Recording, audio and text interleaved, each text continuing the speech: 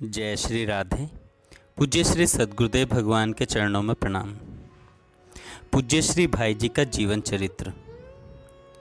आइए आज सुनते हैं पूज्य श्री भाई जी का बचपन। सन 1896 ईस्वी में आसाम में भयानक भूकंप हुआ। उस समय मेरी उम्र लगभग 4 वर्ष की थी। भाई जी कहते हैं, मैं दादी जी के साथ शिलोंग में रहता था। मेरी बुआ भी वहाँ आई हुई थी। उनके 2 संतान थी, एक कन्या और एक पुत्र। वे दोनों मेरे समवयस्क थे। हम तीनों साथ साथ खेला करते। भूकंप के दिन हमारे निकटवर्ती श्री भजनलाल श्रीनिवास के यहाँ किसी व्रत का उद्यापन था। उनके यहाँ हमें भोजन करने जाना था। बुआ जी के दोनों बालकों ने जाने से इनकार कर दिया। मैं अकेला ही गया। वे घर पर रह गए। संध्या का समय था, लगभग 5 बजे होंगे। मैंने श्री भजनलाल श्रीनिवास के गोले के पीछे रसोई में जाकर भोजन किया। रसोई से निकलकर गोले में घुस ही रहा था कि धरती बड़े जोर से कांप उठी। मैं चिल्लाया। मेरे आसपास पत्थरों की वर्षा होने लगी। सारा मकान मिनटों में ही ध्वस्त हो गया। मैं दब गया, परंतु आश्चर्य, मेरे चारों ओर पत्थर हैं। उन पर एक तख्ता आ गया और उसके ऊपर पत्थरों का पहाड़। मैं मानो खोह में काली गुफा में पड़ गया। पता नहीं वायु के आने जाने का रास्ता कैसे रहा, परंतु मैं मरा नहीं। भूकंप बंद होने पर मूसलाधार वर्षा हुई और उसी समय हमारे बगल के एक गोले में आग लग गई। चारों ओर हाहाकार मचा था। कौन दबा कौन बचा कुछ पता नहीं। दादाजी हम तीनों बालकों की खोज में लगे। मेरी बुआ जी के दोनों बालक पत्थरों के नीचे मरे मिले। मेरी बड़ी बुआ जी के पौत्र, मुझसे कुछ बड़ी उम्र के श्री राम गोयनका की भी लाश मिली। ढूंढते और पुकारते दादाजी भजनलाल श्रीनिवास के गोले के पास आए। वे बड़े ज़ोर से पुकार रहे थे, मन्नू मन्नू। मैंने आवाज़ सुन ली।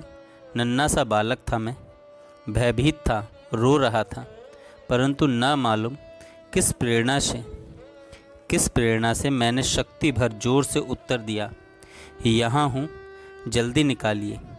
पत्थरों का ढेर हटाया गया। मैं निकलकर दादाजी की गोदी चढ़ गया। उन्होंने हृदय से लगा लिया। दोनों रोने लगे। उनके रोने के कई अर्थ थे।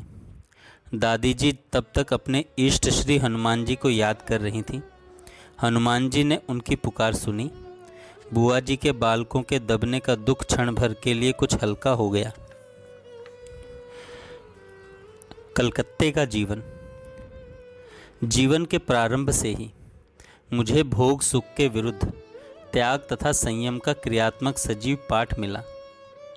बाबूजी कहते हैं, पूज्य श्री भाई जी कहते हैं, मुझे याद है जब मैं बच्चा था, शायद 12 वर्ष का था, तब 2 आने में एक कंघा खरीद कर ले आया। अमृतसर में हमारी दादी जी का पीहर था। वहाँ से बहुत कंघे आया करते थे, चंदन के भी और हाथी दांत के भी, इसलिए कंघे घर में रहा ही करते थे। मैं नए फैशन का एक लंबा कंघा ले आया। पिताजी ने बड़े प्यार से पास में बैठाकर कहा, भैया यह कंघा तुम खरीद कर लाए क्या? मैंने कहा, हाँ जी, मैं खरीद कर लाया। बोले, कितने पैसे लगे? मैंने कहा, 2 आना।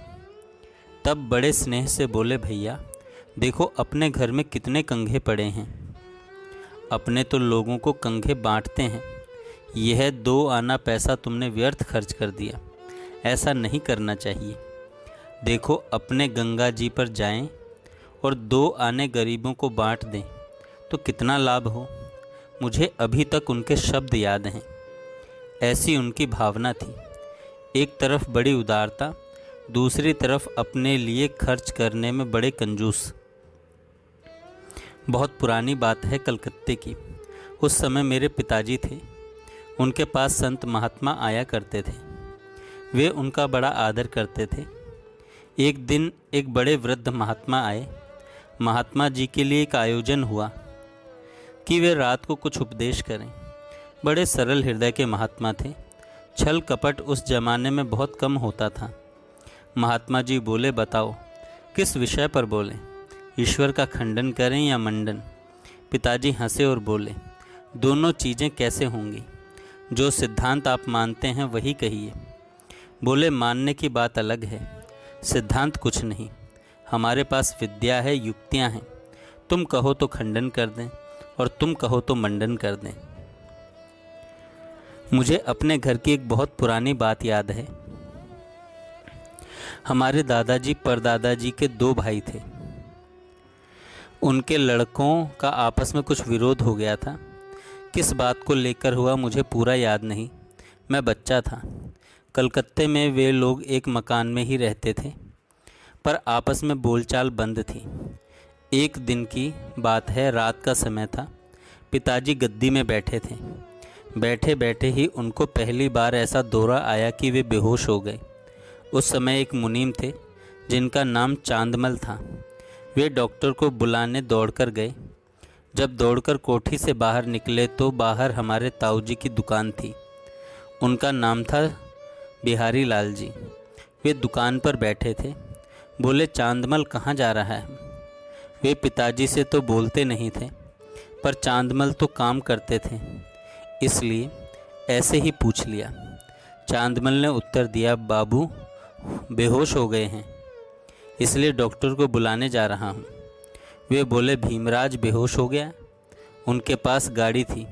वे पहले डॉक्टर के पास पहुँच गए और डॉक्टर को लेकर पहले आ गए। चांदमल तब तक आए ही नहीं थे। चिकित्सा हुई और अपनी गाड़ी में घर ले आए। उन्हें होश आ गया। जो वर्षों से इनका विरोध था वह धुल गया और उनमें आपस में बड़ा ही प्रेम हो गया। जब तक बिहारी लाल जी जीवित रहे इतना प्रेम रहा कि कुछ कहा नहीं जा सकता। उनके एक सत बर्ताव ने सारा व्यवहार बदल दिया। मैं बचपन से ही कुछ सार्वजनिक कार्यों में रुचि रखता था। पढ़ा लिखा नहीं, पढ़ाई की दृष्टि से नगण्य तुच्छ कुछ भी नहीं। सार्वजनिक कार्यों में मेरी बड़ी रुचि थी और सामाजिक कार्यों में मैं जब 13 वर्ष का था कलकत्ते में तब से भाग लेने लगा था। क्रांतिकारी आंदोलन से त्याग में जीवन निर्माण में सहायता। आगे भाई जी कहते हैं, कलकत्ते में स्वदेशी युग के क्रांतिकारी आंदोलन से भी बहुत बड़ी संयम, त्याग, सादगी की क्रियात्मक शिक्षा मिली, क्योंकि उस समय आंदोलन का उद्देश्य ही था कि देश के लिए तन मन धन सर्वस्व अर्पण कर देना, प्राणों की बलि देकर भी देश सेवा करना। उस प्रसंग में मुझे बंगाल में श्री अरविंद, श्री सुरेंद्र नाथ बैनर्जी, श्री विपिन चंद्र पॉल, श्री चित्तरंजन दास, श्री रविंद्रनाथ ठाकुर, श्री श्याम सुंदर चक्रवर्ती आदि अनेक महानुभावों से बार बार मिलने, किन्हीं किन्हीं के साथ अत्यंत अंतरंग संपर्क में आने का अवसर मिला। उससे मुझे त्याग में, जीवन निर्माण में बड़ी सहायता मिली। स्वदेशी आंदोलन, खादी का प्रयोग। मैं सन 1906 से स्वदेशी वस्त्र पहनता हूँ। शुद्ध खादी भी मैंने तभी पहनना शुरू कर दिया था जब महात्मा जी मील का कपड़ा पहनते थे। मैंने गांधी जी से 1.5 साल पहले खादी पहननी शुरू की थी। मैंने जब खादी पहनना प्रारंभ किया उस समय खादी मिलती थी, मोटी चादर जैसा कपड़ा बनता था। उसकी धोती तो किसी तरह पहन ली, पर कपड़ा सिलाई नहीं हो सकता था, इसलिए साल भर मैं केवल चद्दर ओढ़कर रहा। उस समय स्वदेशी युग की बात थी। एक दिन इंसाइक्लोपीडिया में पढ़ा था कि मील का कपड़ा बनाने में चर्बी लगती है, इसलिए काम चलाना था। मुझे कोई शर्म महसूस नहीं होती थी। यह शर्म तो हमने पैदा कर ली। बाद में तो गांधी जी के कारण अच्छी खादी मिलने लगी। कोई कठिनता नहीं रही। राजनीति की ओर झुकाव। कलकत्ते में बंग भंग का आंदोलन चल रहा था। तभी से मेरा राजनीति की ओर झुकाव हो गया था। सन ईस्वी कलकत्ता कांग्रेस में, जिसमें श्री दादा भाई नारोजी प्रेसिडेंट थे, पहले पहल में शामिल हुआ था। महात्मा गांधी से मेरा संपर्क तो जब मैं कलकत्ते में राजनीतिक क्षेत्र में था तभी से था। जब वे रंगून से कलकत्ता आए थे तो सबसे पहले मैंने ही उनका स्वागत किया था। उसके बाद ही महामना पंडित मदन मोहन मालवीय जी, डॉक्टर राजेंद्र प्रसाद जी, बाबू पुरुषोत्तम दास जी टंडन, लोकमान्य तिलक आदि से निकट संबंध हो गया। राजनीतिक जगत के बहुत महानुभावों से मिलना हुआ, पर उपयुक्त महानुभावों से बहुत समीपता हो गई। खास करके पूज्य मालवीय जी से और श्री टंडन जी से तो एक प्रकार का पारिवारिक संबंध हो गया। ये मुझे अपने परिवार का एक विश्वस्त बालक समझते थे। इन लोगों से मुझे बहुत कुछ मिला। जय श्री राधे। आगे हम कल सुनेंगे। जय श्री राधे। पूज्य श्री